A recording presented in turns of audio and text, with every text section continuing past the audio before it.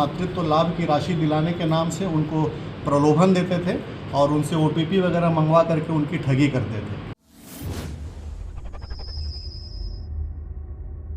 बिहार के नवादा जिले में साइबर अपराधियों के पकड़े जाने की खबर के बाद झारखंड के गिरिडीह से पुलिस द्वारा साइबर अपराधियों के खिलाफ क्रैकडाउन करने की खबर आई है।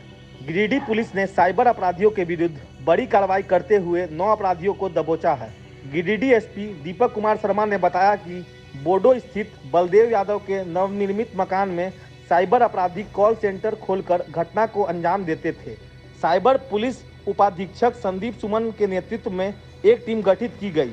पुलिस टीम ने पंचबा थाने क्षेत्र के बोड़ो में छापेमारी कर 7 साइबर अपराधियों को गिरफ्तार किया। उन्होंने बताया कि इस दौरान पूछताछ में साइबर अपराधियों ने अपने 2 अन्य अपराधियों के बारे में जानकारी दी।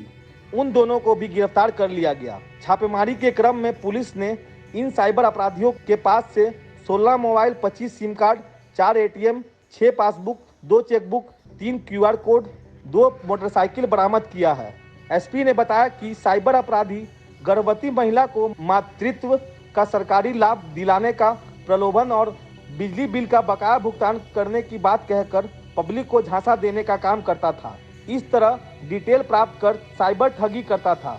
इस सूत्र के आधार पर साइबर अपराध के रोकथाम के लिए पुलिस लगातार कार्रवाई कर रही है और आगे भी यह सिलसिला जारी रहेगा। से सूचना मिल रही थी कि गिरिडीह पुलिस में जो है साइबर अपराधी फिर से सक्रिय हो रहे हैं।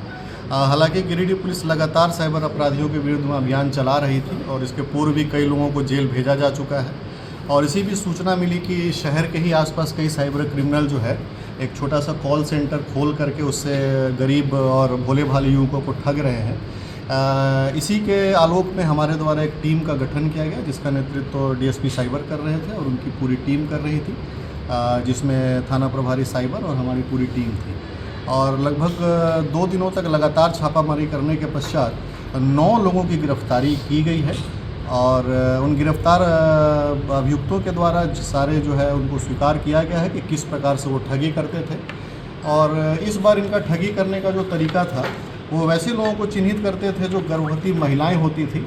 उनको जो सरकारी लाभ दिलाने के नाम से, मातृत्व लाभ की राशि दिलाने के नाम से उनको प्रलोभन देते थे और उनसे OTP वगैरह मंगवा करके उनकी ठगी करते थे। इसी प्रकार इसमें जो कॉल सेंटर चल रहा था उसमें दूसरा ठगी का इनका था कि जैसे आजकल लोग भयभीत हो जाते हैं बिजली के कनेक्शन कटने के को लेकर के, तो कई लोगों को जिसका बिजली बिल की बकाया राशि होती थी उसको किसी माध्यम से फ़ोन नंबर इकट्ठा करके उनको ये कहते थे कि आज आप अगर बिजली बिल नहीं जमा करते हैं तो कल से आपका लाइन काट दिया जाएगा। लोग झांसे में आ जाते थे और झांसे में आने के बाद उसको किसी तरह से अपना जो भी डिटेल्स है वो शेयर करते थे और उसके बाद उनसे ठगी कर ली जाती थी। यह कॉल सेंटर जिस प्रकार से चलाया जा रहा था उससे साइबर अपराधियों की आज की छापामारी के बाद एक तरह से पूरी तरह से उनको नेस्तनाबूद कर दिया गया है और लगातार गिरिडीह पुलिस साइबर अपराधियों पर नकेल कसने के लिए तत्पर है और आने वाले समय में पूरी तरह से साइबर अपराधियों को जो है किसी कीमत पर भी बख्शा नहीं जाएगा।